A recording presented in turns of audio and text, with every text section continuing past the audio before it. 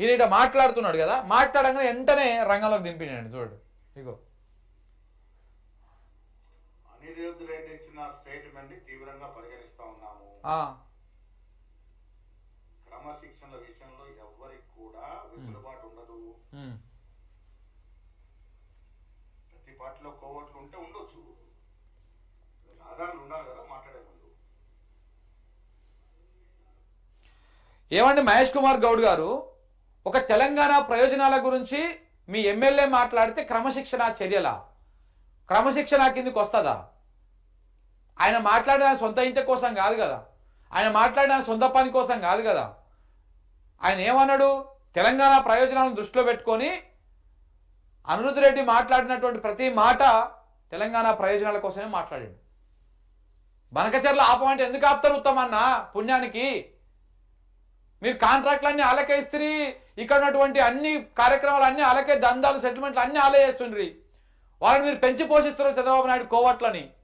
వాళ్ళ తోకలు కత్తిరించండి, వాళ్ళ ఇంటి నల్ల నీళ్ళు కనెక్షన్ కట్ చేయండి, వాళ్ళ కరెంటు కనెక్షన్ కట్ చేయండి. లబోదిబోమని చంద్రబాబు నాయుడు దగ్గరికి పోయి మొరబెట్టుకొని వాళ్ళు బనకచర్లని కట్టడి చేస్తారు, అప్పుడు క్లోజ్ చేస్తారని. అది తెలంగాణ బిడ్డకు ఉన్నటువంటి పౌరుషం. నీలాంటి బానిసలకు ఉన్నటువంటి పరిస్థితి ఏంటంటే, రేవంత్ రెడ్డి చెప్పింది కదా, వచ్చి నువ్వు ప్రెస్ మీట్ పెట్టాలి, పెట్టి అనిరుద్ధ్ రెడ్డి చేసినటువంటి వ్యాఖ్యల మీద మాట్లాడాలి, తీవ్రంగా పరిగణిస్తుంటాయి. ఏమైతే తీవ్రంగా పరిగణిస్తే నీ పార్టీ సస్పెండ్ చేస్తే మన వచ్చిన మెజారిటీ కంటే బంపర్ మెజారిటీ వస్తుంది ఆయన కాడ. సస్పెండ్ చేస్తే నీ పార్టీనే కొనసాగిన అనుకో, అదే కాంగ్రెస్ పార్టీలో మన వచ్చిన మెజారిటీ కంటే తక్కువ ఓట్లతోటి ఓటమి పాలవుతాడు. అది మాత్రం నిజం. నెక్స్ట్ కాంగ్రెస్ పార్టీకి వెళ్ళి ఎవ్వరు పోటీ చేసినా కానీ ఎంతెంత మెజారిటీలు వచ్చినాయో అంతంత తక్కువ ఓట్లు వస్తాయి రేపు. ఆ మెజారిటీలే వాళ్ళకి వచ్చేటువంటి ఓట్లు అయితే చివరికి చూడండి మీరు. ఇప్పుడు మా తుంగతుర్తి ఎమ్మెల్యే ఉన్నాడు, ఆయనకి 50,000 ఓట్లు ఏమి వచ్చినాయి అనుకుంటా, ఆ మెజారిటీ 50,000 ఎంతనో వచ్చినాయి. అంతే మెజారిటీ ఓట్లు, అంతే ఓట్లు వస్తాయి ఆయనకి నెక్స్ట్ మొత్తం. మా ఇడ నగరికల్లో కూడా అంతే 50,000 ఓట్ల మెజారిటీ వచ్చింది. నెక్స్ట్ ఆయనకు పడేది 50,000 ఓట్లే. మిగతా అన్ని కూడా అవతల పార్టీకి పడతాయి. ఎందుకంటే కాంగ్రెస్ మీద ఉన్నటువంటి వ్యతిరేకత, ఇది వ్యతిరేకత కాదు, కోపం, పగ. ప్రజలకు కాంగ్రెస్ పార్టీ మీద కోపం, పగ వచ్చేసింది వ్యతిరేకత కంటే కూడా. అంత భయంకరంగా వీళ్ళ నిర్ణయాలు, వీళ్ళ మాటలు, వీళ్ళ చేతలు అట్లా ఉన్నాయి కాంగ్రెస్ పార్టీకి సంబంధించినటువంటి వాళ్ళే. అధికారం చేతులకు రాగానే కడుపులో భయం పెట్టుకొని పనిచేయాలి. ప్రజలను బానిసల లెక్క, వాళ్ళ దాని లెక్క చూసేసి మీరు ఇష్టం వచ్చిన నిర్ణయాలు తీసుకొని రాష్ట్రాన్ని ఆగం చేస్తా అంటే చూస్తా ఊరుకోరు.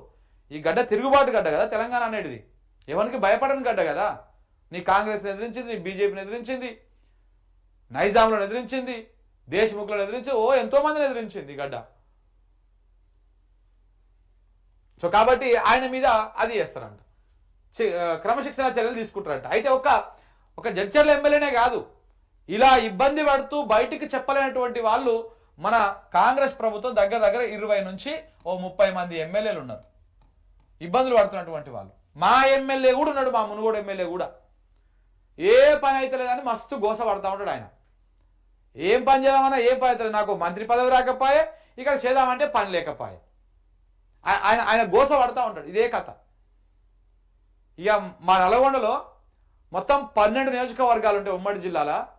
11 నియోజకవర్గాలల్లో కాంగ్రెస్ పార్టీ గెలిచింది, కాంగ్రెస్ ఎమ్మెల్యేలే ఉన్నారు. ఆ 11 నియోజకవర్గాల్లో ఏ నియోజకవర్గాన్ని తీసుకున్నా కానీ అరిగోస పడతా ఉన్నారు ఎమ్మెల్యేలే. ఒక్క పని అయితే లేదు. దేవరకొండ కోరి 7 గొంగలు ఆడనే ఉన్నది, లేకపోతే ఆ మునుగోడు గారు అట్టనే ఉన్నది, ఆ పక్క నకరేకల్ కోరి అట్టనే ఉన్నది. ఇక నల్గొండ మన కోమటిరెడ్డి వెంకటరెడ్డి గారి నియోజకవర్గం, పేరుకు ఆయన మంత్రి. అది గతంలో భూపాలరెడ్డి ఉన్నప్పుడు 6 జరిగింది అంత అభివృద్ధి కార్యక్రమాలు.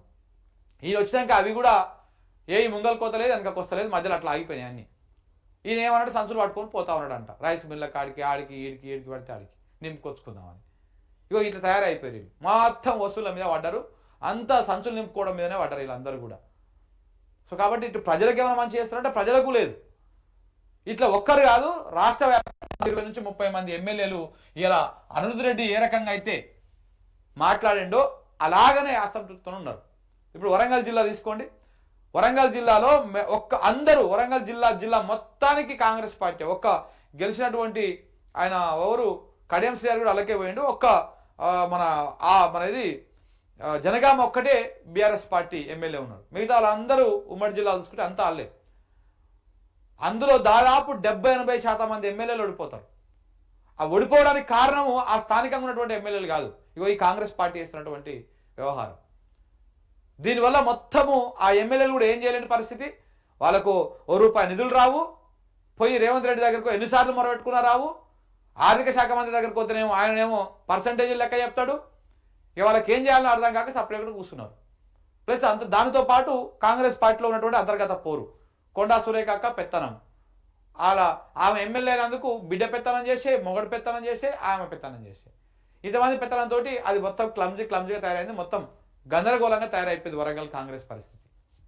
ఇగో ఇట్లా ఎమ్మెల్యేలు దాదాపు చాలా మంది ఇదే వ్యవహారంలో ఉన్నారు. కొంతమంది మొహమాటాలు పోతారు, కొంతమంది లోపల తిట్టుకుంటారు, కానీ ఎమ్మెల్యేలలో మాత్రం తీవ్రమైనటువంటి అసంతృప్తి ఉన్నది, ఇది వాస్తవం.